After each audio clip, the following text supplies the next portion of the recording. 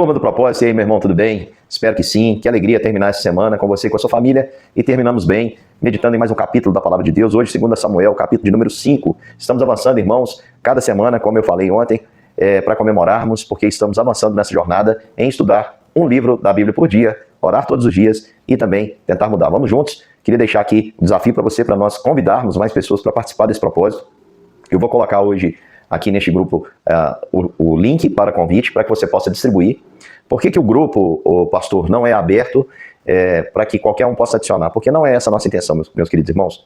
Ninguém, por exemplo, que sai do grupo porque decidiu sair, é questionado ou censurado por isso. Então, o que eu queria pedir a você é que você converse com esse seu amigo. Você sabe que tem alguém que precisa se alimentar da palavra de Deus, conhecer mais o Senhor. Explique para ele como funciona o grupo e se ele, assim, desejar, mande para ele o convite para que ele possa ingressar e eu tenho certeza que ele vai crescer juntamente conosco. Então vamos lá para 2 Samuel, capítulo 5. Queridos, eu queria meditar em um tema com os irmãos aqui, porque o capítulo 5 vai mostrar a efetivação agora do reinado de Davi sobre todo Israel. Você lembra que Davi recebeu essa designação de Deus ainda em 1 Samuel. O Senhor ordena ao profeta Samuel que vá até um dos filhos de Jessé e o unja como rei. Esse era o pastor Davi, alguém que o texto aqui mesmo vai confirmar, né, pela palavra dos anciãos, que foi prometido que apacentaria o povo de Deus, cuidaria do povo de Deus, do Israel do Senhor, como se fosse as ovelhas do seu pastoreio. Então, meu querido irmão, nós temos aqui o propósito de Deus já sendo revelado a Davi. E nós sabemos que da revelação do seu propósito até a concretização dessa realização, irmãos, foram longos anos. Muitos historiadores acreditam que Davi tinha por volta de 17 anos, porque o Saul refere-se a Davi como se fosse um menino. Então, muitos acreditam que Davi tinha por volta de 17 anos, quando derrotou Golias.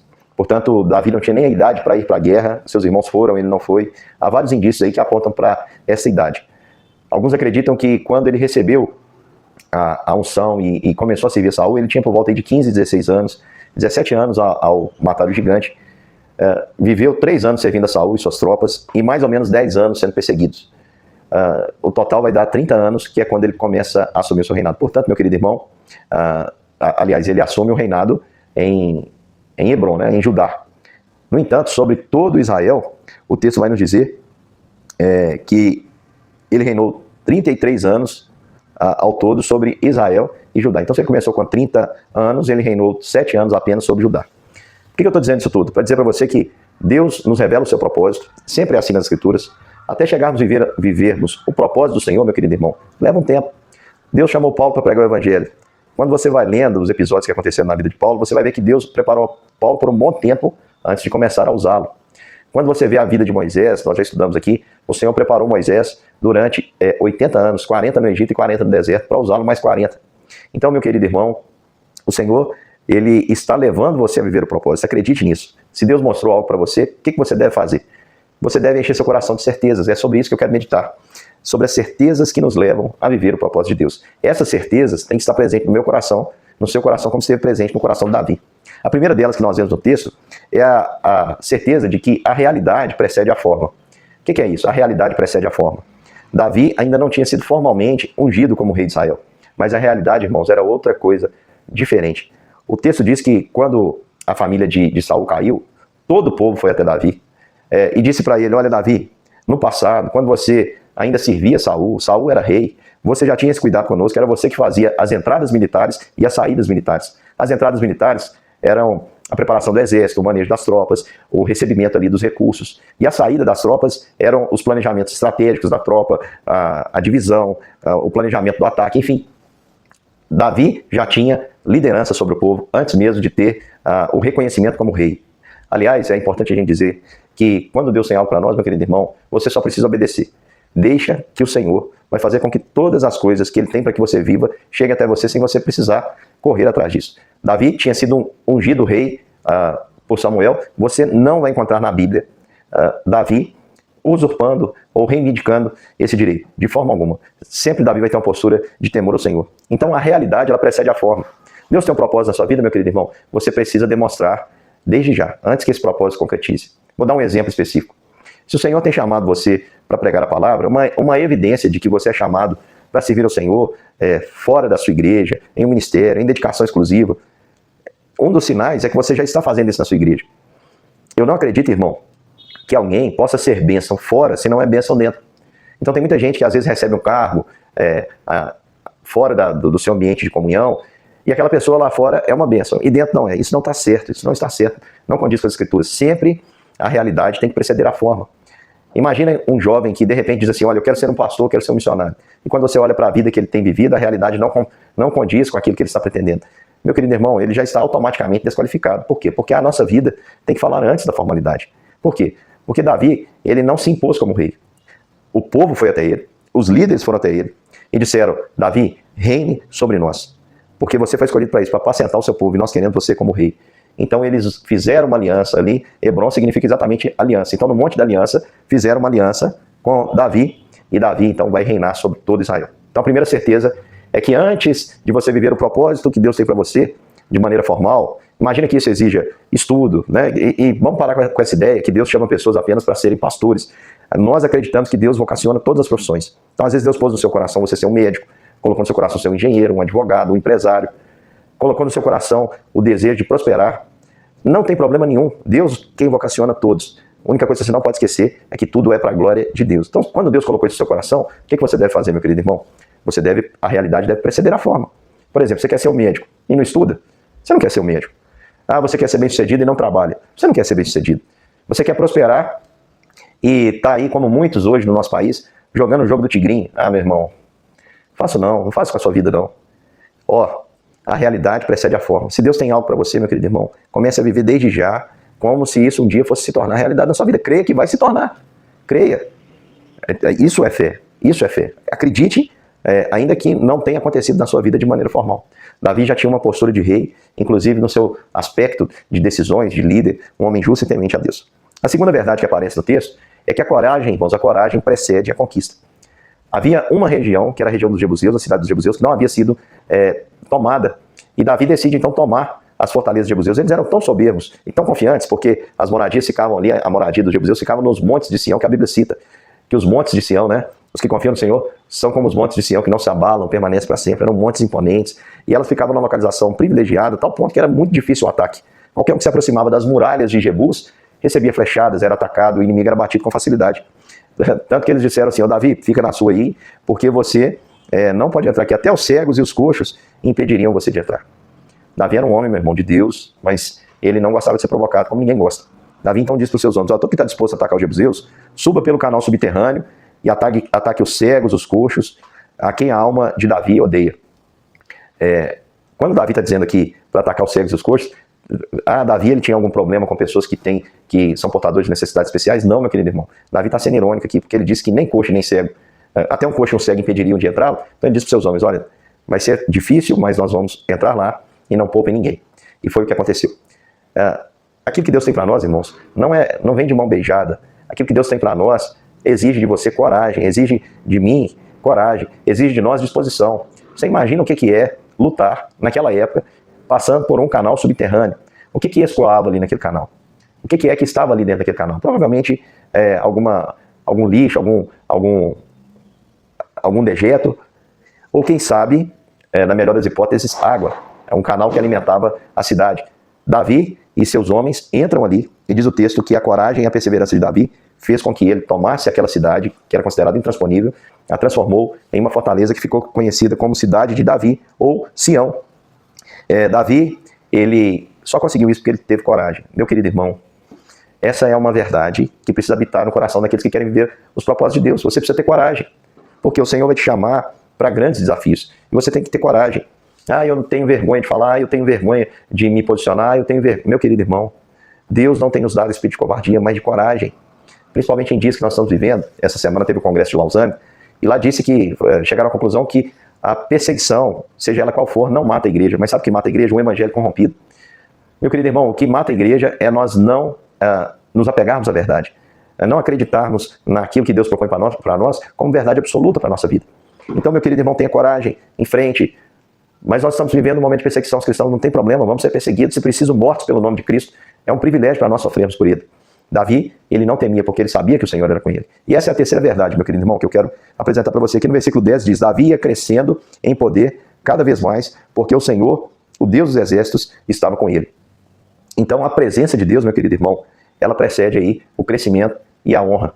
Aqui diz o texto que Davi crescia em poder cada vez mais. Se você quer ter poder, meu querido irmão, busque a presença de Deus. Deus estava com Davi, e Davi crescia em poder, e Davi crescia em honra. Como é que Davi crescia em poder? Está aqui no texto. O texto vai dizer que Davi tinha um menino atrás do outro. Aí você fala assim, mas Davi também, hein? Tanta mulher, para que tanta mulher?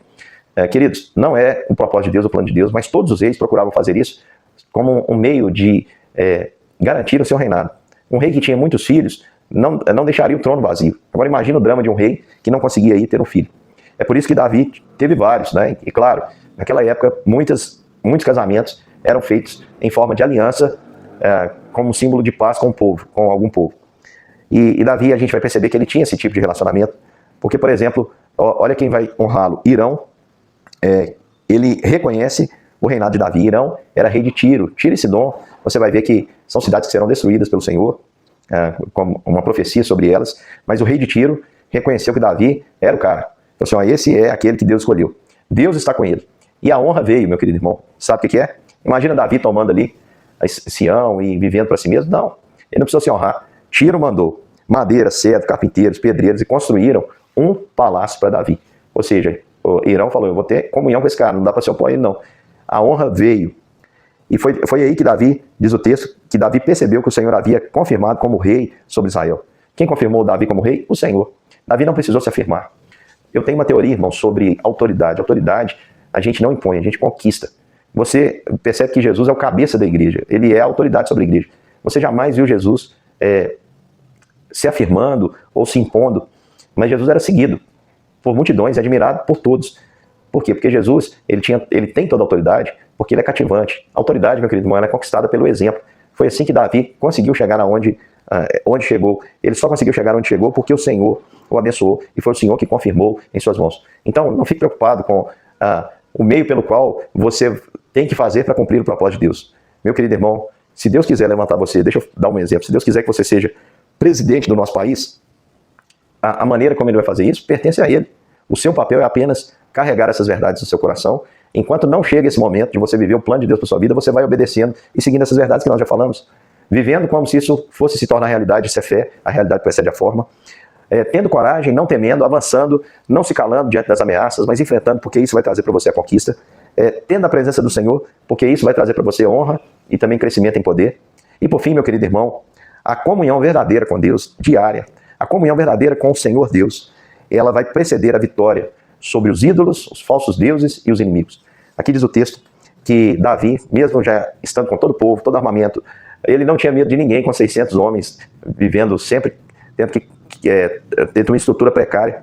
Davi poderia ter deixado isso subir ao coração, subir a sua cabeça agora e dizer, olha, eu tenho uma fortaleza, eu tenho um palácio, eu tenho um exército todo à minha disposição, todo o exército de Israel.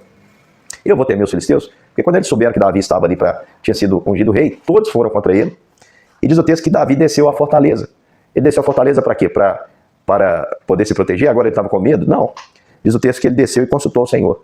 E perguntou, Senhor, eu devo atacar?